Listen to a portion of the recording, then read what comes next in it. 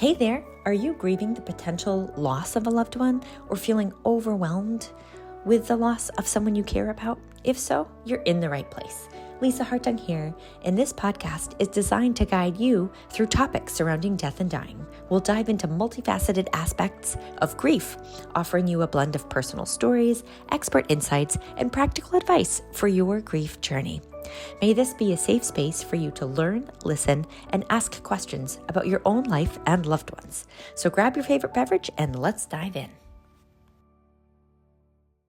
All right, welcome back to the show, everyone. Hope you had a great week. Today, I'm super excited. Melanie Ezell is here with us. She is a writer, mother, and lifelong ocean athlete living on the North Shore of Oahu. So super excited. How wonderful that is to live in Hawaii. And at 41, she was diagnosed with stage 4 ovarian cancer, and this journey has brought her face to face with grief, mortality, and transformation. I found Melanie on Instagram, and I was so inspired by her story through her writing, her yoga teaching, and community work. She really shares openly about the intersection of illness, motherhood, and loss. And her hope is to create honest conversations that remind us that we're not alone in our pain, and that even in the depths of grief, moments of beauty, connection, and presence are still possible. And so with reading about Melanie's journey, I thought, what a perfect person to chat with on our podcast and just walk through what it's like having a terminal illness and going through the treatments, and then also being a mom and an entrepreneur. So without further ado, please welcome Melanie. Thank you so much for your time today. Thanks so much for having me. I'm really excited to share with your audience. I was going through and listening to some of your older recordings, and I'm just really excited because I yesterday attended a death cafe for the first time. And I thought when my friend invited me that it was a typo because I absolutely I was like, if that's not a typo, I'm definitely going because I love talking about this stuff. It's so universal. And there is so much connection that can happen on these topics. So thanks for having this space. Yeah, thank you. And I definitely want to chat about the Death Cafe some more. But first, let's share if you could just start with your journey so listeners can kind of get caught up a little bit, Melanie, and then we can dive in.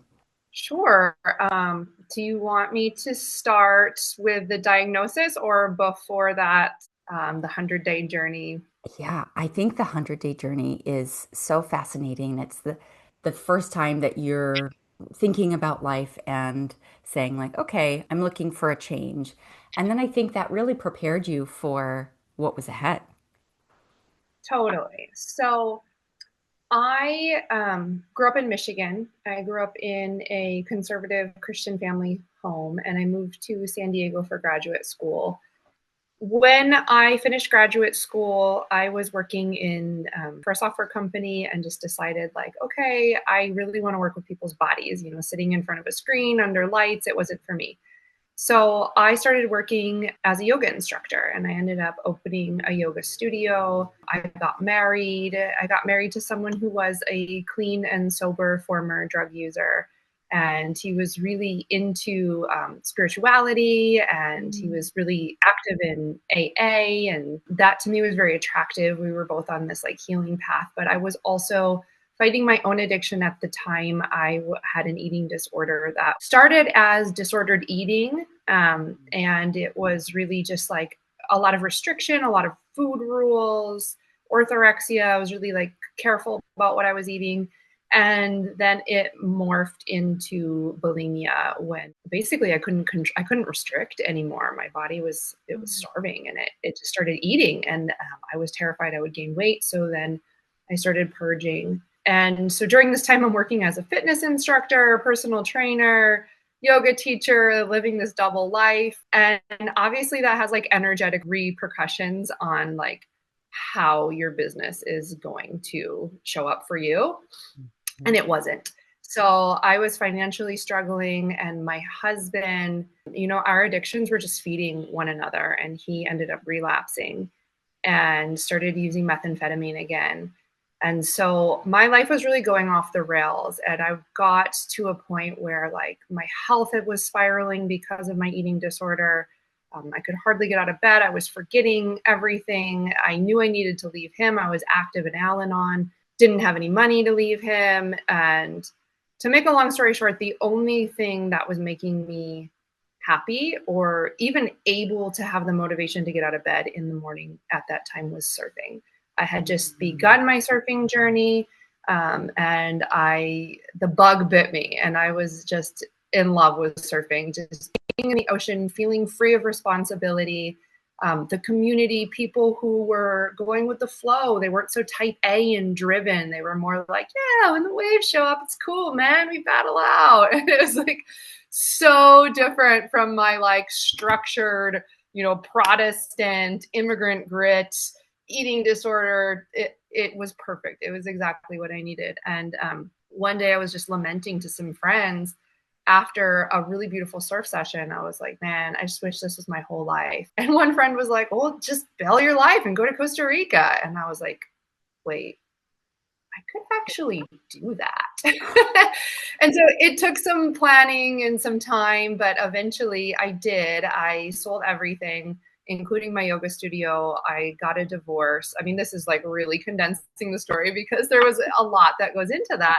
But I packed my surfboards and I just drove. I was in San Diego, so I drove to Mexico, and I was alone. I had a little puppy with me, and it was supposed to be a 100-day journey, and it was. I came back after 100 days. I had some things in storage, a car that I really loved, a classic car, and some other things. And I sold all of that stuff, and then I went back to Mexico. And I never actually returned to living in San Diego after that. It was one of the most challenging things I had done. I wasn't much of a surfer, and my car broke down in this place that they call like the Mexican pipeline. It's like the big wave capital of the world. And I saw this woman surfing like this massive, monstrous wave. And I was feeling so sorry for myself because I was like, I'm not good enough to surf here, and my car is broken, and I don't have any money. And here I just uprooted my whole life, and I'm alone in a foreign country, and the language, and the, feeling sorry for myself and all of that. And I saw this woman surf this wave, and I was like, wait, women can do that? I was like, if she can do that, I can pull my life together.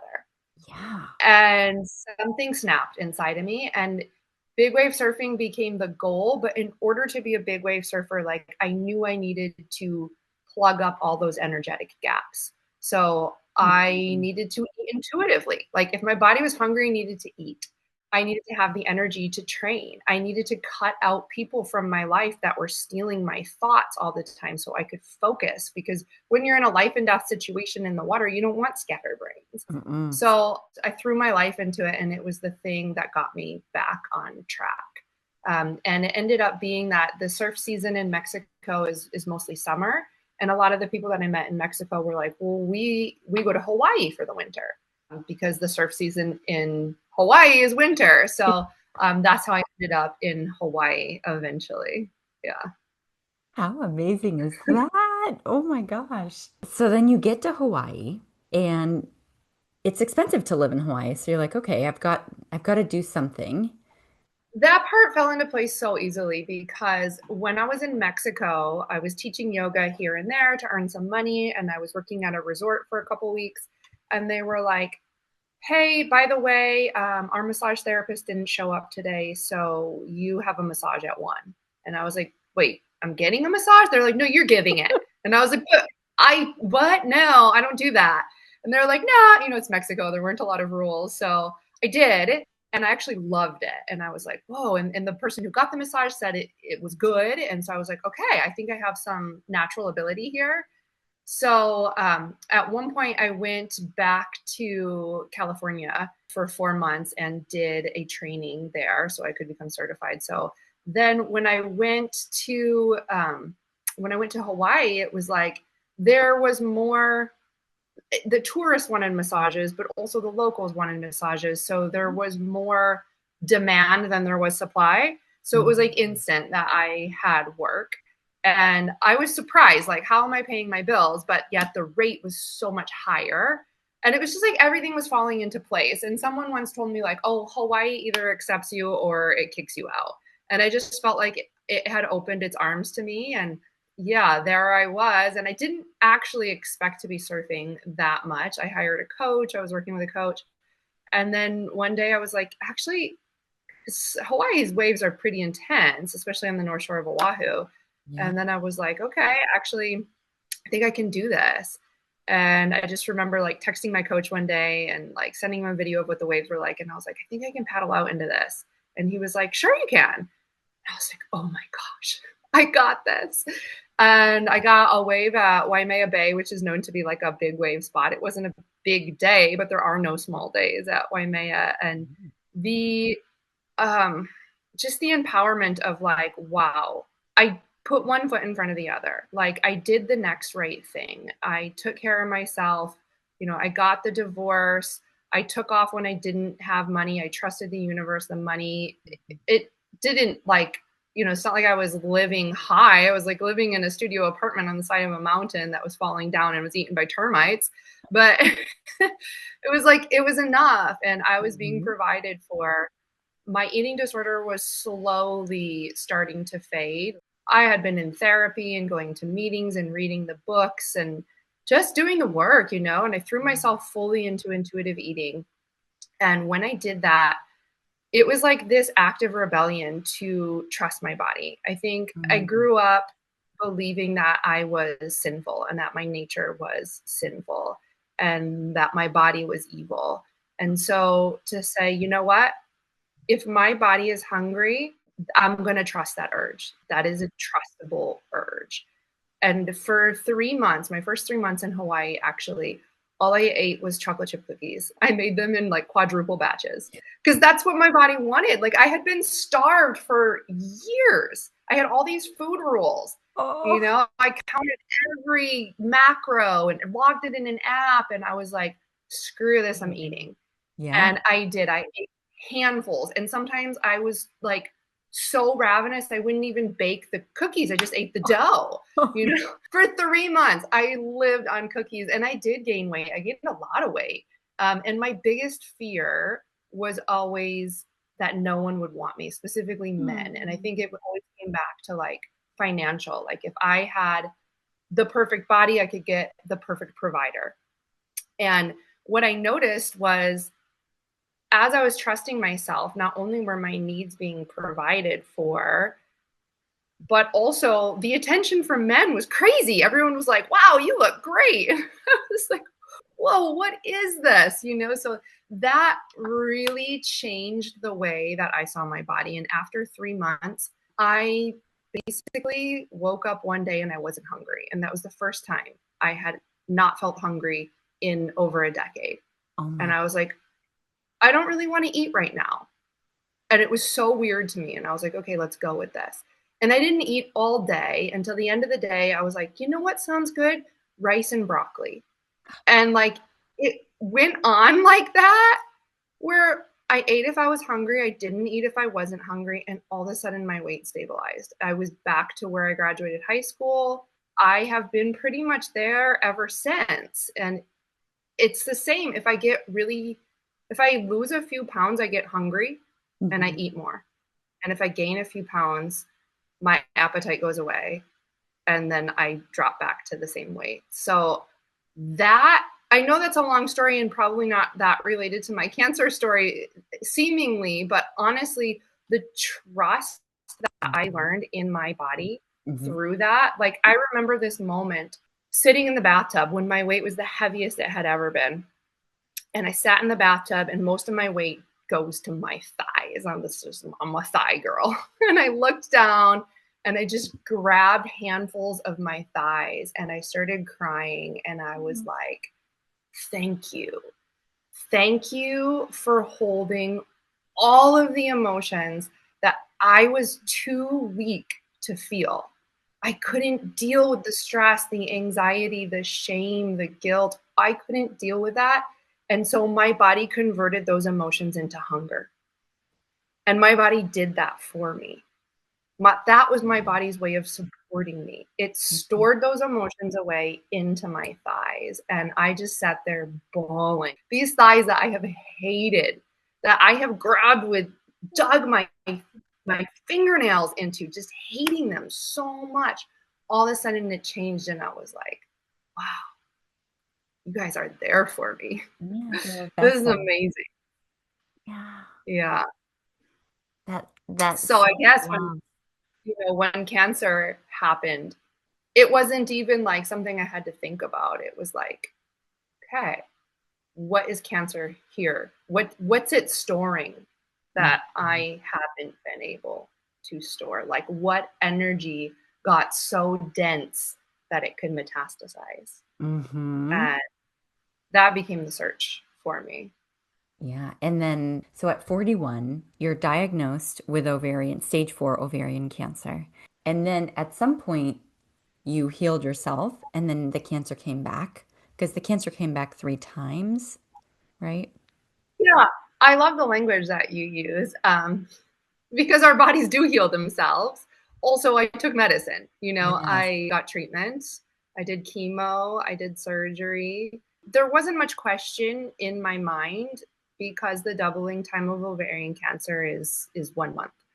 And so I was like, okay, it was already covering all of my major organs and in my lungs. And so I said, okay, we need to act now. And I Mhm. wanted to buy myself more time so that I could address what I believed was the root cause. Chemo doesn't address the root cause, like it addresses tumors That's and right. rogue cells. And any oncologist would tell you that, and I knew, I was told that the treatment that I was given is palliative, like meaning that it would buy me more time, but it wasn't going to cure me. Hmm. Um, and so when I went into remission, I decided not to take the maintenance chemo, which was like an oral chemo. Hmm. And I thought this might cloud my mind.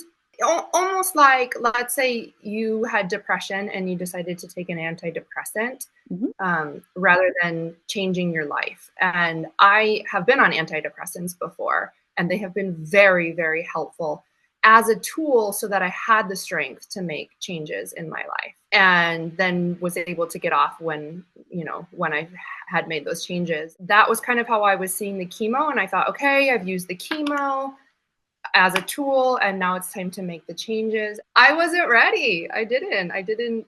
Yeah, I got remarried after my husband, who I got a divorce from in San Diego.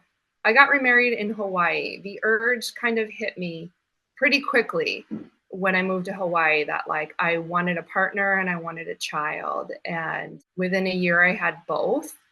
And it was such a miracle, because when my son was 2 is when I was diagnosed. One of the things that was really hard in those first 2 years was my partner. Honestly, that was the hardest part about having a 2-year-old. And I had a very colicky 2-year baby. Um, and he got a concussion in an accident when he was 7 months old. And that gave him migraines and nightmares. And Oh, we didn't sleep for 2 years straight. Like, I would sleep maybe usually about 20 to 30 minutes at a time. oh my God. And and my partner has a lot of mental illness that he deals with. And so I didn't know how to handle my own struggles with breastfeeding and not sleeping, Mm. and then being there for a tiny human and trying to be there for him, and just not having any support, living on an island, the most remote archipelago in the world, without any family, and really not even that many friends. It was a brutal couple of years. When I got my diagnosis, I think a part of me believed that this would be the thing to get my husband off the couch, to have him go to work, pay the bills, make the dinners. The truth is that it wasn't. Mm. And I refused to see that. After that first remission, after the first treatment, and I went into remission, I had 14 months. And I felt like now looking back on it, that the universe was asking me to make a change, to set boundaries, Mm-hmm. to ask for more help. And not in a way like I was asking, I was saying, hey, can you do this for me? But then when it didn't get done, I would pick up the slack. And so I really felt being called to step out in faith and stop doing that, stop being the one who does it all. Mm-hmm. And I didn't listen. Oh, Um, it's hard as moms. and Like, yeah, it really is. It's terrifying because when you don't have a support system, and most of us don't, even if you have grandparents who are involved, they're grandparents, like yeah. they're older, they have their own lives, they have their own energy levels that are lower. And yeah, I know you were there as a mom with a 1-year old, a newborn, trying to Mhm. care for someone else, trying to care for yourself, trying to care for a baby.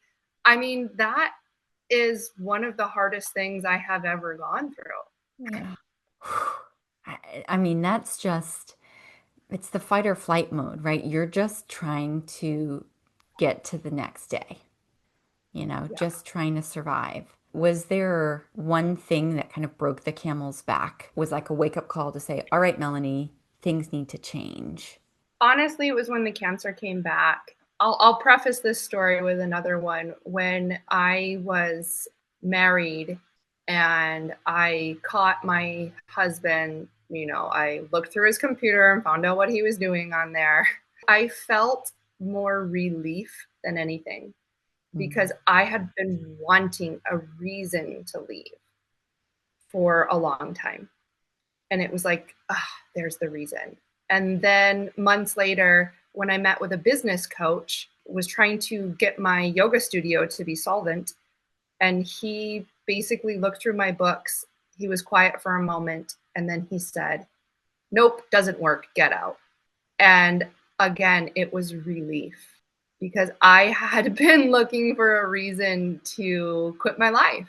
And it was like someone had given me permission. And so, what happened when my cancer came back for the second time after 14 months of remission, and I looked at those numbers on my chart and saw, the blood markers and read the pathology report and saw in black and white that cancer had come back. And I had already agreed to myself that if I needed more chemo, I would not do it in Hawaii where I had no support, that I would move Mm. back to Michigan and do it near my family, which was a huge decision Yeah. to leave Hawaii for Michigan to someone who hates the cold, and to leave the ocean for somebody who's built their life around the ocean. But when I saw that, along with terror and grief and all the things, there was also relief. Mm. I knew.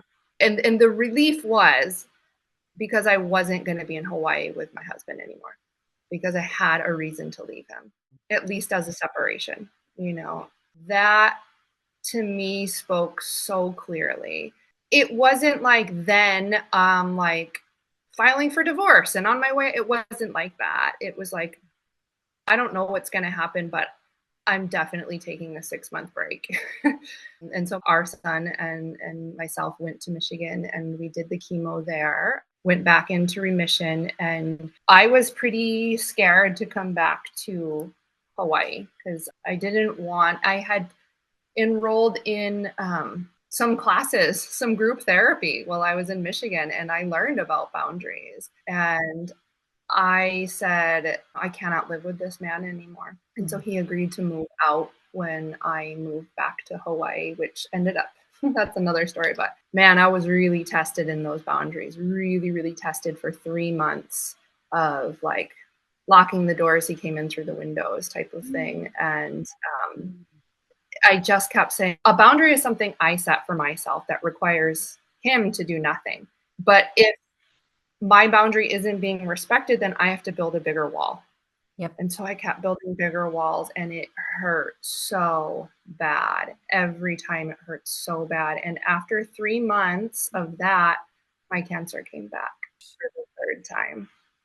So that was the final one where it was like, this is going to kill you. Mm. I know you love this man. I know you want him in your son's life. I know you can't stand to see him sleeping in his car. I know you want to help him. I know you know the tools because I got myself out of addiction. I mean, with God's help, with the help of so many things, but I did the things. And so to me, it's like, I know what he needs, the codependent in me. The codependent in me is what metastasized into cancer. That's my belief. Oof. So I have been really working to hold those boundaries. And it's so interesting, Lisa, now that I am in a place where like we haven't lived together, except for those 3 months, in the last year and a half, we've only been those 3 months where I was trying to get him out. I've whittled down my life. Like I've purged so many things in my house and I've said no to so many commitments. I've Mm. taken so much work out of my life and I have plugged so many energetic leaks. And the drama that I had with him is just gone. Like we're peaceful co-parents. Every weekend we see each other, we hang out as a family, we do something family. And I can't say that it's perfect, but I'm not angry. I'm not resentful. And that's really been in the last like 3 or 4 months that I feel like finally at peace with where I'm at. And I haven't changed my treatment at all since February or March of this year. In June, my cancer stabilized. So it's not progressing and it's not going away either, but it's just there. Yeah. I really believe that treatment, Mhm. the doctors really actually do have answers for this natural hippy dippy yoga girl who never takes aspirin. Like chemo is medicine. It is life-saving medicine. And I'm so happy that I have that option. And I am the one who's doing the real heavy lifting behind the scenes to set boundaries and it's not just that, it's like taking care of my body and my mind in ways that's a priority. Yeah, every little thing from keeping my house clean to like boundaries with my kid. Like if I say, come over here and eat, and I have to call him 3 times to come to the table, that's an energetic leak. So Mhm. he and I need to work on that. We need to have that's too much of my energy going to get him to come to the table, right? So Yeah. now we have to have a conversation and then I have to have like a consequence. Okay, if you can't come by this time, then here's what's going to happen to your iPad time or whatever. Mhm. And then I have to enforce that consequence. And that's what sucks so much. But honestly, like it works. It Mhm. works if I know if my energy is that valuable that I cannot say that 3 times, Yeah. then I have to do what it takes. Right. Mhm. So yeah, that's what I'm learning right now. I'm definitely not getting it right. Like I don't I don't want anyone listening to be like, wow, she's so inspired. No, I'm just figuring this out. I think we all are, Melanie, but I think what's such a gift in your situation is you have all of these life experiences that you've lived through, and you are very in touch with your soul, your spirit, your body, both from the physical and the spiritual side. And I think that there is so much there when you say that I'm pretty sure the cancer came back because of all of this emotional stress that I've been going through. I've heard that so many times. And even my mom on her cancer journey had been like, yeah, I think that my disconnect with one of our neighbors was what caused it. So energetically, I love how you're saying, yes, we have to plug the energetic leaks. And we all have energetic leaks throughout the day, and especially if you're a parent, like there's those are leaks all over the place. But That's the leakiest thing. And so the way that I see it is if I can take care of all those other things that are more controllable. I was just thinking of this last night, like when I was getting my house ready for Monday morning. I was walking around and stepping on a popcorn kernel. And then I'm thinking like, oh, I need to clean the floor, right? So then that's like part of my mental load. Like put that on the mental checklist. yep. And then thinking like, oh, I need to get the dishes out of the sink so that I can fill our water bottles in the morning. Okay, another thing in the mental checklist. And So there's all these things going into this mental ledger all the time. So then when I turn around and he's like got his Legos everywhere, Mhm. like I don't have the mental space to be like, oh, hey, buddy, let's go and let's get these Legos picked up now. Come on, here's the drawer. And then when I see that those Legos are picked up, then we can have a snack. Not only can I not stay that calm because my head is already full of all this stuff buzzing around, Yeah. I don't have the space to like teach him that we clean up one thing before we do the next. I can't be creative and come up with a solution. So for sure the kid is going to leak the energy. But if it's not leaking all over because I've already taken the time the night before to clean the floor and do the dishes, and actually I said no to this really cool ecstatic dance thing that I wanted to do yesterday, because I couldn't fit it all in. Like I made the choice to have a clean house and to have clean laundry rather than go do this other thing that would have been healing. Like ecstatic dance is amazing and it's super healing. I'll just have to make space for that at another time. Yeah. I simply won't run on E anymore. I Mm. can't. I can't afford it. My life hangs in the balance. Yeah, and I think you are speaking to me, and I'm just drinking it all in because my parents always say, Lisa, you burn the candle at both ends. And what I'm hearing you say, Melanie, is like you have to pick and choose, right? You talked about setting boundaries, especially when you have chemo and side effects and an illness that's underlying as well. There's a whole nother multitude of emotions and physical changes in your body. And you're right, you don't have the energy or the capacity to do everything all the time. It's interesting. People talk about the cancer card, like, oh, Yeah. I played the cancer card to get out of X, Y, and Z. And it's almost like before I had cancer, it was really hard to set boundaries. Mm, And now, when you're sick, you get something out of that. Your boundaries come pre-written in a doctor's note, yeah. because when you're sick, you just can't. You have to say no. And so, Mhm. again, that's going back to when I realized that my thighs were storing my emotions for me. Cancer was my body doing something for me. It was my body saying, like, you can't stop. Like, you Yeah. can't do all of this. Hmm. And so, yeah, I often will say, like, I don't have the energy for that. But the truth is, like, could I? Yeah. Yeah, for sure. You and I are doers. Like, you just pull yourself up by the bootstraps and you make it happen and you push through and you get it done. And, like, yeah, can I? Yes. Will it kill me? Yes. Yeah. And that realization is the hardest part. And saying I'm worth it. I saw this study, and I don't know, yoga teachers, we love these like fluff science studies. So I don't know if it's true or not, but something about how like the longevity of single women versus married women with children, single women outlive by a long way married women with children. And why? Because our energy is going into our marriages and into our children. And it's literally, we're pouring years of our lives we're trading years of our lives for years of their lives. And the way that I grew up is like, be a martyr, be like Jesus, sacrifice your life for somebody else. But when you really think about it, I'm not doing any favors to my son. He's Hmm. 5. He needs his mom for a lot of years to come. That kind of thinking, I got to stop and dissect that a little bit, because even though that's my programming, that's not my reality. The reality is that the best thing that I can do is save my energy so that I can see him graduate high school and Hmm. whatever, live his life. Yeah. Save your energy.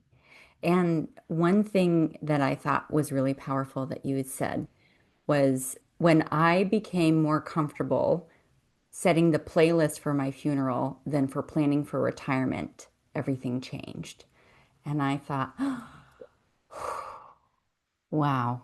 When cancer came back the second time, there was statistically, with my cancer in the stage that I'm at, only 17% of people in my situation will live more than 5 years. Of course, in the beginning, there was this feeling of like, of course I'm going to beat it. I'm going to be in the 17%. Yeah. And then the cancer came, I went into remission. I'm like, I got this. I'm totally Mhm. beating this. And then it came back. And then the fear came back. And then I went into the remission. And this is the cycle repeated, right? When it came back the third time in less than 3 years, 2.5 years, three occurrences, my doctor wasn't rushing into treatment. And I was like, why is he not rushing into treatment? Like, come on, we got to go. We got to treat this. Yeah. And I realized that all he could offer me was more chemo. And the chemo's efficacy wasn't going to be very good. Mm. And then after that, it would be another kind of chemo and another, and it would be chemo on top of chemo for the rest of my short life. Mm. And so that's why he was like, you feel good now. Your cancer's progressing slowly. Let's just wait and enjoy your life. And that's when it really sunk in that if I went to Vegas and had a 17% chance of winning, and I bet my entire future, my savings, my house, my kids' college fund on that 17% chance of winning, everyone would say I had a problem. The reality of what I'm facing is that I'm probably not going to live. Like, am I going to do everything that I can? 100%. A lot of the work that I'm doing, this emotional, spiritual, physical work, is going to carry with me into whatever comes after this lifetime. I truly believe that. So I am doing it because I want to survive, but I'm also doing it because I want to evolve, because I think that there's more than just this lifetime. And so I really made peace with the course that the disease is taking. Like, it's following the statistical pattern. And I am much more likely to die in the next couple of years than I am to live. I had to say that out loud. And I had to say it out loud to my family and to my friends. I don't want to deny what's happening and then all of a sudden my death is a surprise to everyone. Mm. I want us to talk about it. Yeah. I want to die well. I want to give my family and friends the gift of knowing that I was prepared for my death and accepting it, and that I am ready. I don't want to fight cancer. I want to work with the energy of cancer. If cancer causes me to die, then that is what is meant to be. And I know that our words hold power. And so sometimes it's very scary to say, like, I'm likely to die in the next couple of years, because we don't want to manifest that. There is this line that I'm walking of like, I don't want to manifest the worst, but also I've watched loved ones die all of the sudden who we were in denial. Like, she's going to make it. Just one more treatment, just one more surgery, just one, that maybe this will be the thing. And it's great to keep trying. Also, I just feel like it's not fair to my loved ones to deny the reality of what's happening to my body. So, all that is the long answer to, I started thinking about my funeral. Like, okay, what do I want that to look like? How do I want to be celebrated? How do I want to be remembered? And let's forget about those plans for the future. Not that hopefully there is a future. Like, that'd be great. And I'm not betting on that. What I'm betting on is being here in the present moment. And Mm. when that happened, the shift was so awesome, because it took the pressure off of how I live. Like, Mm. that's when I could say, well, if the future is uncertain and I don't have to get anywhere and I don't have to become anything and I don't have to accomplish anything, because it's probably not going to happen anyway, holy moly, I can do what I love. Yeah. I can be here in this moment. I can stay in bed an extra 20 minutes holding my son. I don't have to get up and do my emails right now. Like, I can make time for this. Maybe I'm not going to be building an empire. And like, maybe that's so freeing that I don't have to. I feel like it's a bit of an art that I'm trying to learn, of like walking this line of not being hopeful. It Mm-hmm. sounds crazy, but hope mortgages the present moment. Mm-hmm. It's an epidural, and I chose to birth my son without an epidural. I did that for many reasons. One of those reasons was I wanted to be there for it. I wanted Mm, to experience the high and the low. I'm not saying that's for everybody. It just was right for me.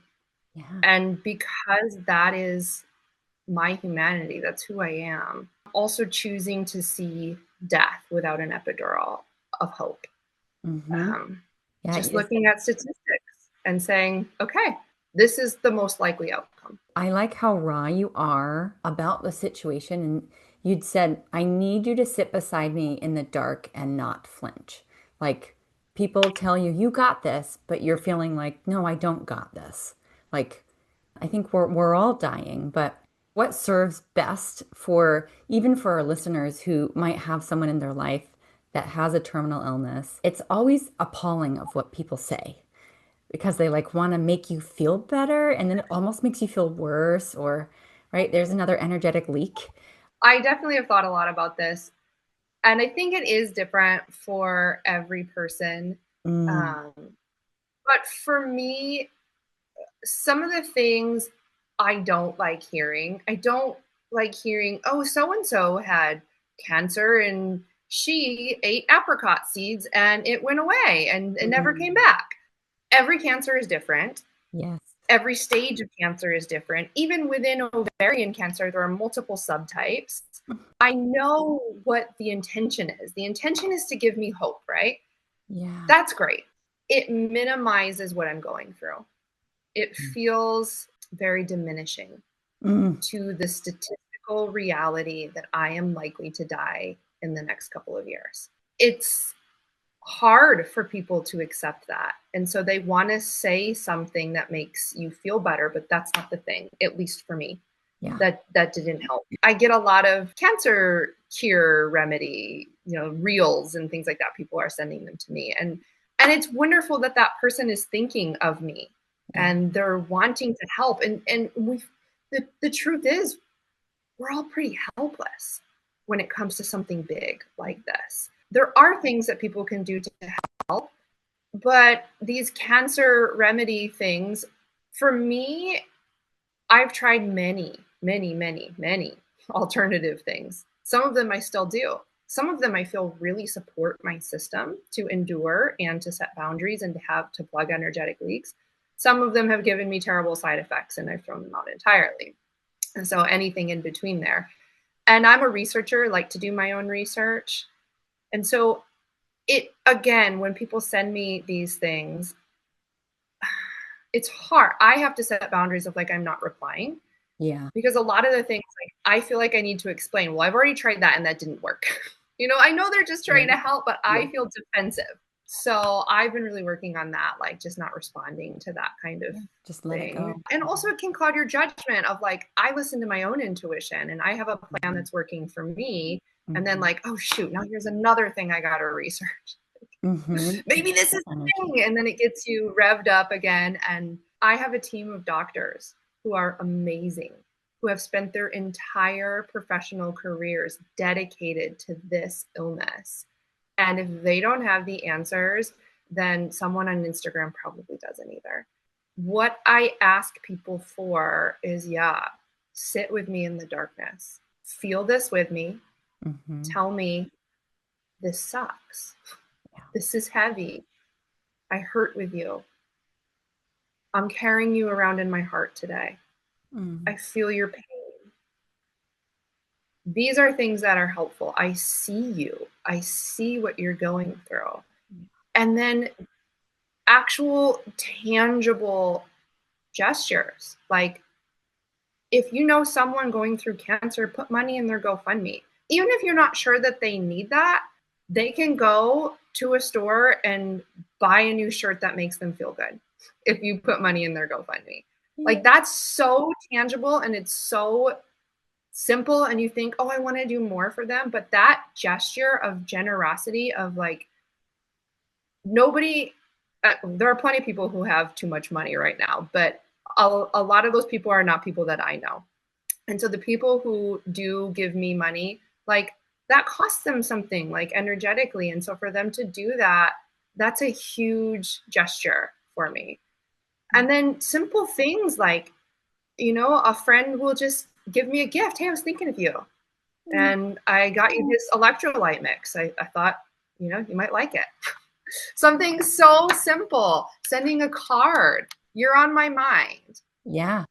Commenting on their Instagram post. Hey, wow, you're crushing it. Like, good job on doing your workout today. Yeah. Easy. Or, Telling me lies that, like, you're the one who's going to beat this, and hold on to hope, because as long as you have hope, you always have something. Those are simply gaslighting. It's not mm, true. the realistic side of it is so important. And I always do try to look for the silver lining. And when I came upon your story, I was like, Melanie has it. She's nailed it. It sucks, and you just make the most of every day. By being fully present, you are able to live your best life in the here and now and not worry about 10 years from now, not worry about other people, worrying about filling your cup up, and then you can be there for your son. Well, thank you. I don't feel that I've nailed it, but I do hope that it would be so much better if I looked back in 20 years and had zero retirement and was like, oh crap, should have thought about that 20 years ago. It would be so much better to be in that situation than to be next year in a hospice bed going, oh my gosh, I wish I would have de-stressed. Mm, I wish I would have been present.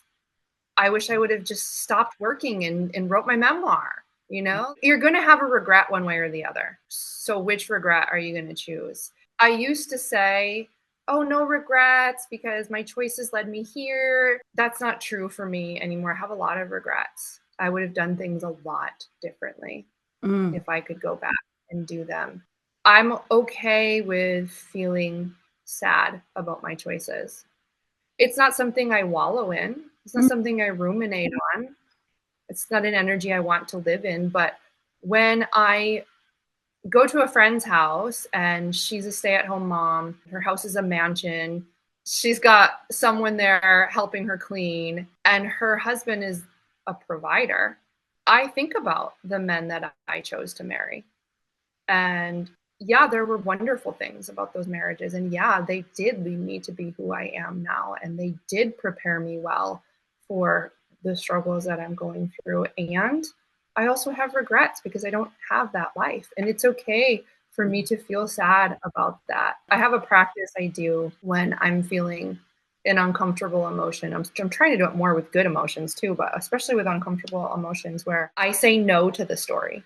So when the thoughts are, oh, I should have, I can't believe I didn't, oh, I'm such an idiot for, no. And then I go into my body. What does this feeling of sadness and regret feel like? And how does it want me to move? How does it want me to respond? Do I need to cry right now?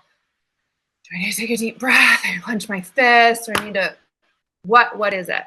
How should I respond? And it's like a minute, mm, and the wave passes, and then it's gone. mhm. And it's not that it's not going to come back. It Yeah. will. There'll be another wave at some point. I have been really trying to just be like, oh, hello, wave of emotion. Hi.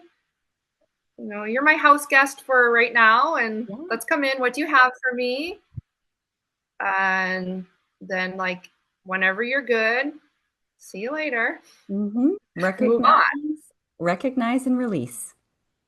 Yes. Like, Yeah. I'm feeling anger, let it go. Right? Yeah. Yeah. Mm. Yeah. Wow. Melanie, I've so enjoyed this conversation, and we didn't even get a chance to talk about the Death Cafe, which which I've heard. I'll tell you real quick. It's Yeah. something someone in the UK started, and anyone can host one. You don't have to be like a death doula or anything. The only rules are that you have to have tea and cake, and you just get around in a circle and talk about things related to death and grief and mourning and fear. And it was so raw. and everyone was just ping-ponging off of each other, and it was a beautiful experience, and I'm thrilled to be part of a community where people can have those conversations. It's a safe space and you're in person Yeah. and you're eating cake and having tea. So again, it's, that's warm on the inside, but to be able to speak what people very rarely speak about is so freeing. And you talk a lot about freeing in your journey right now of, letting go and letting the calm and the peace come in. And so I'm sure that you've inspired me to think, okay, we need to do that in my local area. It can It's be awesome, and it's universal. It's the most universal thing. everyone's going there, right? Yeah.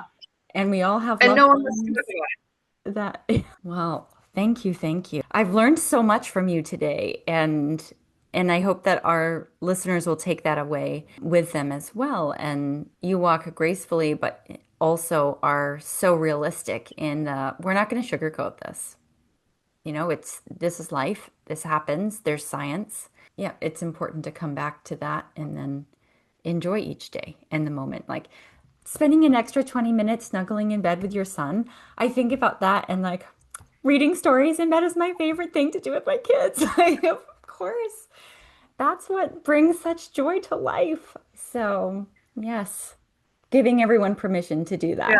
Yeah. I often just stop and look around and go, this is as good as it gets. Like, I'm at the beach with my kid. It doesn't get better than this. Yeah. So stop, take it Yeah. in. Just relish the moment. Oh my gosh. Yeah. If listeners want to follow along, Melanie, how can they find you? Yeah, I think the place I'm most active is on Instagram. So that's a great place to connect. And then I have a website, which is just my name. It has my book on there. I do some coaching. And I have a memoir coming out. I don't have a release date for that, but it is something that I am working hard on and really looking forward to. Yes. And I think, your first book is Weight is Not the Problem, and it talks about body alchemy, which it's not a diet, it's more of a way of life. It's beyond intuitive eating. It's like we talked about, like plugging those energetic leaks so that we don't even focus on food. Not even till the very end do we even talk about food. The whole thing is about let's get our life to a point where actually the salad does sound better than the cookies. And then we can start thinking about food. But until the life is in alignment, you're never going to get there. So, yeah. So powerful. I think diets never work, and so I love the thought of working through what else is there. Like, let's unpack that. So you're so multi-talented. So thank you for Thank sharing you. your gifts. Oh my gosh. I'll make sure that I link everything in the show notes so that people can find you, and I'll be eagerly awaiting the memoir to come out. Such an incredible journey, Melanie, and I love seeing the joy on your face and your son's face, and it's that's everything. So thank you for sharing your gifts with us. Thanks so much for having me. Thanks so much for listening to this week's episode of Giving Grief Grace. If you found the content interesting and think it could help a friend or a loved one, please share it with them. Subscribe to this podcast and get a weekly dose of positivity. And while you're at it, please leave a review. If you enjoyed the show and want to support me financially on my grief journey, I'm raising funds for Project Purple, a nonprofit whose mission is to see a world without pancreatic cancer. I'm doing this by running the New York City Marathon in November 2025, and I'll leave a link to my fundraising page in the show notes. If you've lost a loved one and are looking for support in an online community, consider joining our free private Facebook group, Giving Grief Grace. May you be kind to yourself in the week ahead and give yourself grace. Thanks so much for listening, and we'll see you next week.